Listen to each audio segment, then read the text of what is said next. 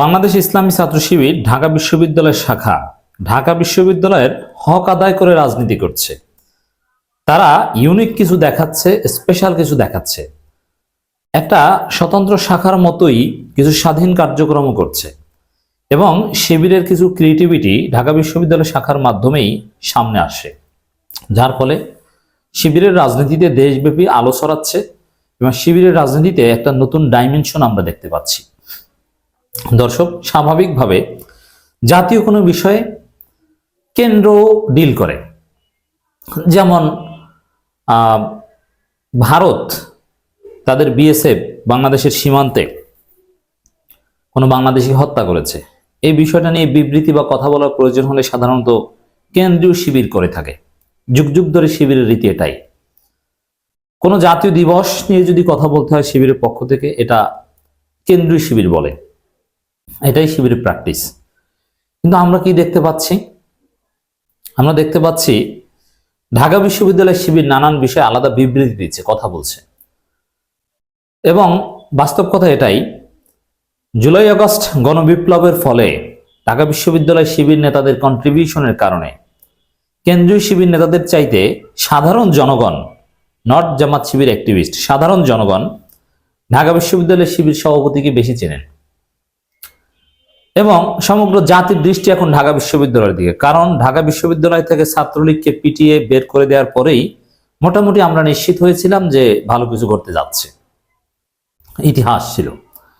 অতএব জাতির দৃষ্টি এখন ঢাকা বিশ্ববিদ্যালয়ের দিকে। সেই হিসাবে ঢাকা বিশ্ববিদ্যালয় শিবির সমগ্র বিশ্ববিদ্যালয় কলেজ শাখা ছাত্র সংগঠনগুলোর জন্য আলো ছড়াচ্ছে এবং অনুপ্রেরণামূলক ভূমিকা পালন করছে। এই যে শিবিরে একটা গ্র্যান্ড আলোকচিত্রী প্রদর্শনী অনুষ্ঠিত হয়ে গেল, যেটা নিয়ে দেশব্যাপী মোটামুটি তোলপাড় তৈরি হয়েছে এবং সাড়া জাগিয়েছে। সে আলোকচিত্র প্রদর্শনীতেও যদিও প্রথম আলো ডেইলি স্টার এটা নিয়ে কোনো নিউজ করেনি, কিন্তু দেশের সাধারণ মানুষের মধ্যে ব্যাপক সাড়া জাগিয়েছে। এই ঘটনার নেপথ্যেও কিন্তু ছিল ঢাকা বিশ্ববিদ্যালয় শিবির, যদিও কেন্দ্রের আয়োজনে, কিন্তু মূল ভূমিকাটা পালন করেছে ঢাকা বিশ্ববিদ্যালয়ের ছেলেরা, শিবিরের ছেলেরা। তো দর্শক, এইভাবে নানান ডাইমেনশনে ঢাকা বিশ্ববিদ্যালয় শিবির ঢাকা বিশ্ববিদ্যালয়ের হক আদায় করে, ছাত্র রাজনীতির আতুরঘর ঢাকা বিশ্ববিদ্যালয়ের হক আদায় করে রাজনীতি করছে এবং সুফল পাচ্ছে এবং পাবে সারা বাংলাদেশের ছাত্র রাজনীতি, নট অনলি ইসলামী ছাত্র শিবির। ঢাকা বিশ্ববিদ্যালয় শিবির একটা বিবৃতি আমাদের কাছে এসেছে, আন্তর্জাতিক মানবাধিকার দিবসে ছাত্র শিবির ঢাকা বিশ্ববিদ্যালয় শাখার বিবৃতি। এরকম গুরুত্বপূর্ণ বিভিন্ন বিষয়ে ছাত্র শিবির ঢাকা বিশ্ববিদ্যালয় শাখা আলাদা করে বিবৃতি দেয়, এটাকে আমি অত্যন্ত তাৎপর্যপূর্ণ বলে মনে করি। বাংলাদেশ ইসলামী ছাত্র শিবির ঢাকা বিশ্ববিদ্যালয় শাখার সভাপতি সাদিক কায়েম ও সেক্রেটারি এস এম ফরহাদ বলেছেন, মৌলিক মানবাধিকার প্রাপ্তির প্রশ্নে বৈষম্য নিরসন করতে হবে। 10 ডিসেম্বর আন্তর্জাতিক মানবাধিকার দিবস উপলক্ষে এক যৌথ বিবৃতিতে তারা একথা বলেন। নেতৃবৃন্দ বলেন, বাংলাদেশে বিগত 1.5 দশক ধরে রাষ্ট্রীয় উদ্যোগে মানবাধিকার লঙ্ঘনের ভয়াবহ ঘটনা ঘটেছে। তথাকথিত নাশকতামূলক বা উগ্রবাদী কার্যকলাপে জড়িত থাকা, স্বাধীনতা বিরোধী ইত্যাদি ট্যাগ দেওয়ার মাধ্যমে মূলত বিরোধী সকল শক্তিকে নির্মমভাবে দমন করতে গিয়ে নির্বিচারে গ্রেপ্তার, রিমান্ডে নির্যাতন, কারাভ্যন্তরে হত্যা, গুম, ক্রসফায়ার, এমনকি বিতর্কিত বিচারের মাধ্যমে বিচারিক হত্যাকাণ্ডের ঘটনা ঘটিয়েছে মানবতা বিরোধী গণহত্যাকারী সংগঠন আওয়ামী লীগের নেতৃত্বাধীন সরকার। দেখেন, আমিরে জামাতও কিন্তু 10 ডিসেম্বর আন্তর্জাতিক মানবাধিকার দিবস উপলক্ষে বিবৃতি দিয়েছিল। সেখানে ডোমেস্টিক কোনো বিষয়, যে আওয়ামী লীগের মানবাধিকার লঙ্ঘন, আওয়ামী লীগের পক্ষ থেকে জামাত নেতাদের হত্যাকাণ্ড, বিচারিক হত্যাকাণ্ড, নানান বিষয়, এগুলো নিয়ে কিন্তু আমিরে জামাত কোনো কথা বলেনি। কিন্তু দেখেন, ঢাকা বিশ্ববিদ্যালয় শিবিরের স্টেটমেন্টে ব্যালেন্স রয়েছে। তারা ডোমেস্টিক বিষয় আগে বলেছে, আন্তর্জাতিক বিষয়ও তাদের বিবৃতিতে বাদ যায়নি। একটা ছাত্র সংগঠন হিসেবে, এই মুহূর্তে দেশপ্রেমী এবং সচেতন রাজনৈতিক সংগঠন হিসেবে যা বলার দরকার পারফেক্টলি তারা বলতে পেরেছে।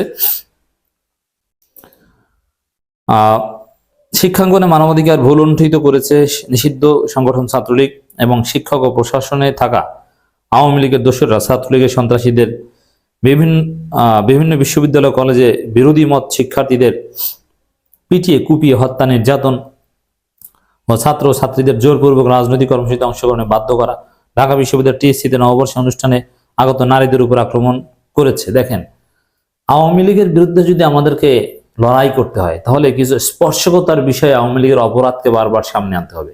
আওয়ামী লীগ যে সংখ্যালঘুদের উপর নির্যাতনকারী, আওয়ামী লীগ যে নারী নির্যাতনকারী, এটা ইন্টারন্যাশনালি আমাদের এস্টাবলিশ করতে হবে। অথচ এইসব বিষয়ে হুজুররাও কিন্তু তেমন কথা বলে না। এই বিষয়গুলো বারবার বলতে হবে। তা শিবির জানে যে কোন পয়েন্টটা আওয়ামী লীগের জন্য সবচাইতে ক্ষতির কারণ হবে। সত্য অভিযোগ, কিন্তু ওদের অভিযোগ তো অসংখ্য, ওদের বিরুদ্ধে প্রমাণিত সত্য অসংখ্য। এই জন্য কোনটাকে আমাকে গুরুত্বের সাথে বিভিন্ন বিবৃতিতে লিখতে হবে। Dhaka university Shibir knows that, এবং এই কারণে তারা এটা লিখেছে। সেই পুরনো ঘটনা, টিএসসিতে নববর্ষ অনুষ্ঠান, নারীদের উপর আক্রমণ, এই ঘটনার বিচার হতে হবে। এই সব ঘটনার সামনে নেই ছাত্রলীগ বাংলাদেশের ক্যাম্পাসগুলোতে কোনোদিন রাজনৈতিক অধিকার পাবে না। এরপরে যেটা বলা হচ্ছে, একাডেমিক কার্যক্রম থেকে বঞ্চিত করা এবং হিজাব পরিধানের কারণে বহু নারী শিক্ষার্থীকে হয়রানি করার মাধ্যমে শিক্ষক ও প্রশাসনিক দায়িত্বরত ব্যক্তিরাও মানবাধিকার লঙ্ঘনে অংশ নিয়েছেন। ছাত্র শিবির ঢাকা বিশ্ববিদ্যালয় শাখার নেতৃবৃন্দ বলেন, বিগত ১.৫ দশকে মানবাধিকার বঞ্চিত সকল নাগরিকের ক্ষতিপূরণ নিশ্চিতপূর্বক দোষী ব্যক্তিদের বিচারের আওতায় আনতে হবে। এছাড়া ফিলিস্তিন, কাশ্মীর ও মিয়ানমার সহ বিশ্বের বিভিন্ন প্রান্তে মানবতার বিরুদ্ধে যে ভয়াবহ অপরাধ সংঘটিত হচ্ছে, বিশেষত পরিচয়ের ভিত্তিতে মানবাধিকার সীমিত করা, এমনকি কেড়ে নেওয়ার মাধ্যমে যে বৈষম্য বা দ্বিচারিতা পরিলক্ষিত হচ্ছে, তার প্রতিকারে তরুণদের ঐক্যবদ্ধভাবে কাজ করার আহ্বান জানান তারা। তো দর্শক, একেবারে অতি প্রয়োজনীয়, মানে রাজনীতি কত প্রকার ও কি কি, আওয়ামী লীগ বিরোধী রাজনীতি, ফ্যাসিবাদ বিরোধী রাজনীতি কি কি, শিবিরের প্রত্যেকটা কর্মকাণ্ড দেখলে বোঝা যায়। চমৎকার। শিবিরের রাজনীতিতে ঢাকা বিশ্ববিদ্যালয় শাখা নতুন ডাইমেনশন তৈরি করতে পেরেছে বলে আমি বিশ্বাস করি। ওপেন শিবির ঢাকা ইউনিভার্সিটিতে।